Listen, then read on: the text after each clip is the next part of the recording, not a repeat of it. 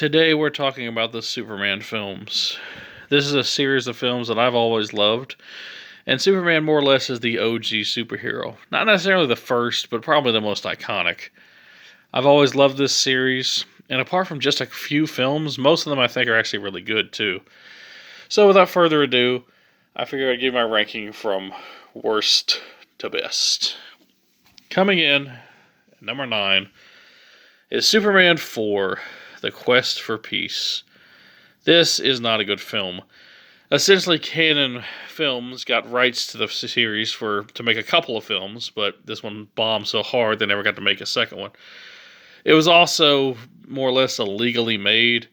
They got funding from Warner Brothers and the Salkinds to make a movie, and essentially they would return any smaller or portion of the profits back to Warner Brothers and the rights holders. But they more or less stole the money and only used a portion of it for Superman 4 and funded other projects such as Masters of the Universe with the rest of the money. Just a sleazy business practice all around that led to a cheesy and cheap Superman movie that no one really remembers other than for how bad it is. Not one I recommend, and not one that I would ever say watch unless you just want to binge the whole franchise. Coming in at number 8 is, 1987, by the way, if I didn't say. Coming in at number 8 is 1984's Supergirl. I debated even putting this movie on the list, but it is technically canon to the first 4 Superman films. So I figure why not? Because I can't really think of any other time I talk about this movie anyway. This version here even includes a 10-minute longer cut of the film, which is kind of interesting. I do think that overall this is not a god-awful movie, and if you listen to the commentary, and I did watch this with a commentary, the director did seem to be trying, and you can kind of tell that. I mean, there are a lot of neat visuals in the movie, and the story is somewhat different for this kind of film. And the main actress, Helen Slater, is doing a decent job as the character of Supergirl, but apart from a couple of decent performances and, seeing Jimmy Olsen return, there's hardly any connection to the other 4 movies, and it's just kind of a weird side movie in the franchise that never led to anything interesting. There are worse superhero films out there, like I'd probably rather watch this than, say, Elektra or Catwoman, but not by much. Sadly, up until recent years, there haven't been a lot of good female superhero movies. That's changed in the past few years, but back in the day, this is about as good as it got. But watch if you want to see a visually interesting movie with essentially a bad plot. Coming in at number 7 is 1983's Richard Lester directed Superman 3. Or as I like to call it, Richard Pryor, the movie, featuring Superman. Look at Richard there. Look at his face. Yeah, Richard Pryor. Let's get the dirty comedian who does awesome raunchy humor to be in this kid-friendly PG movie. Essentially, this was the proof that Richard Lester should not have taken over the franchise. He essentially was given Superman 2 once the production was almost done and reshot half of that movie. And then, because that movie was successful, they gave him his own Superman movie to make, which is Superman 3. And this is a cornball fest. There are things I like about it, like I like the evil Superman plot, and I like Superman fighting himself.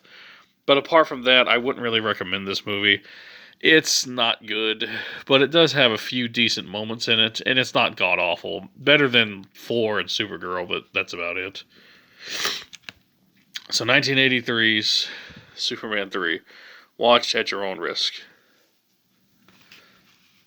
Coming in at number 6 is a film that I do enjoy, and that is 2006's Superman Returns. This film actually had some decent things going for it. I do think that Brandon Routh, or maybe it's Brandon Routh, I'm not sure, plays a good Superman. I don't think he's a bad actor, and I think he actually looks a lot like Christopher Reeves. And what a lot of people don't know about this movie, the reason why it's called Superman Returns, not only does Superman literally return in the movie, unlike Batman Returns, which is just called that, not only does Superman return for real, but it actually is a continuation of the original franchise. This essentially ignores Superman 3 and 4, and I guess Supergirl as well, and is the official part 3. And that's how I look at this movie. This is the official third Superman film, and one that I enjoy. It does lack in action, I will admit. There's no real fight scenes in the movie, but there are a lot of scenes of him saving people. The music is good, the visuals are nice for the most part, and I think Bryan Singer directed a decent Superman film. Just not one that I think is great, but still enjoyable nonetheless. Coming in at number 5 is 2016's Batman v Superman Dawn of Justice Ultimate Edition. This was a decent Batman movie that Superman tagged along in, but I actually do like this movie a good bit. I do admit the theatrical cut is kind of a mess, but I really do like the director's cut, and it does fix most of the problems. The film is still overstuffed. I think Doomsday is really not needed in this movie, but an enjoyable, if not somewhat forgettable at times, film that didn't quite live up to the potential that a film like this should have had, but still a nice, fun superhero film. Coming in at number 4 is 1981's Superman 2. This film was directed by Richard Lester, but not really. It was also directed by Richard Donner. A lot of people won't tell you that because Richard Lester's name is on the credits, but what happened was this. Richard Donner essentially completed about 90% of this movie. It was mostly done. And then what happened was Richard Lester came in because Richard Donner was not getting along with the producers, and they fired Richard Donner when the movie was almost done.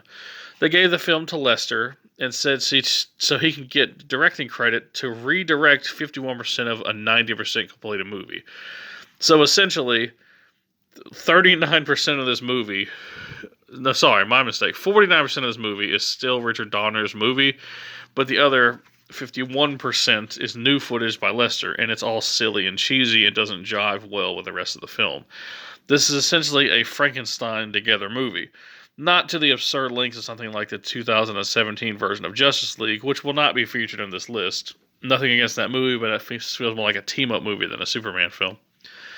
But it's still kind of a mess at times.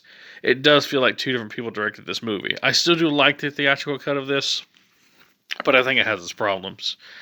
There are worse Superman movies out there, but it still has a lot of the charm that Donner did bring to the screen, and thus it does rank relatively higher on my list. 1980s Superman 2. There are better films, but it's still fun.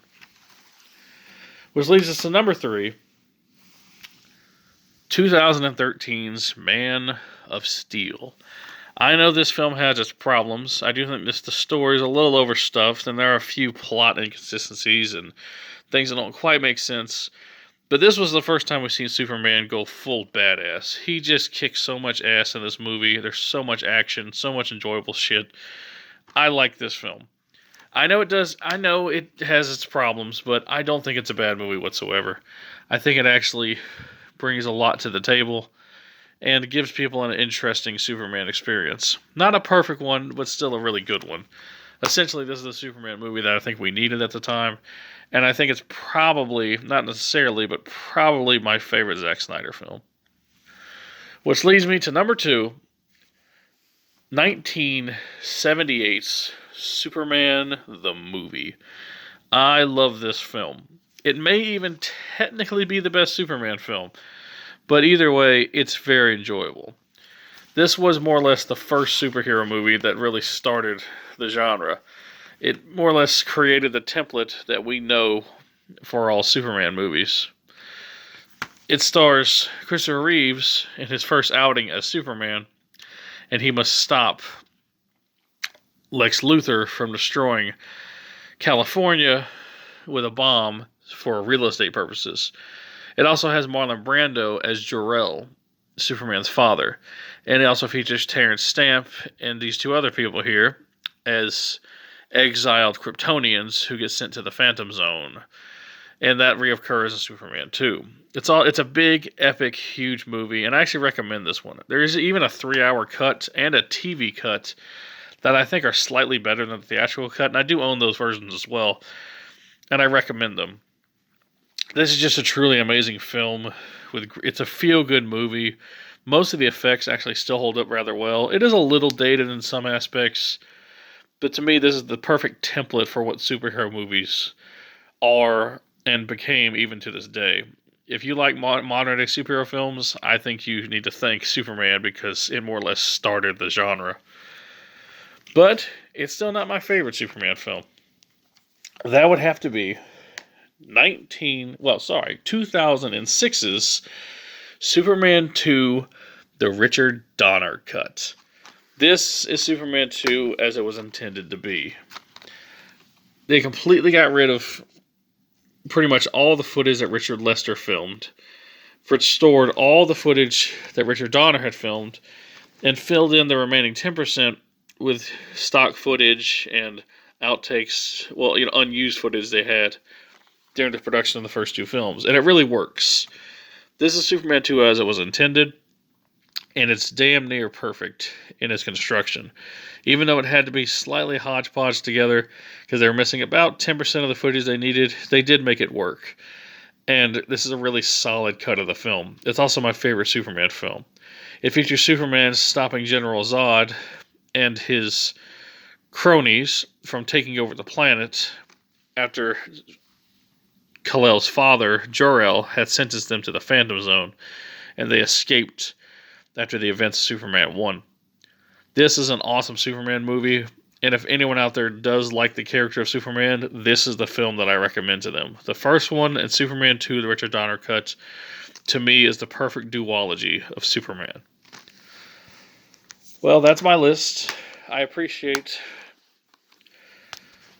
y'all for watching, and if you want to leave your list below, do that, and peace out.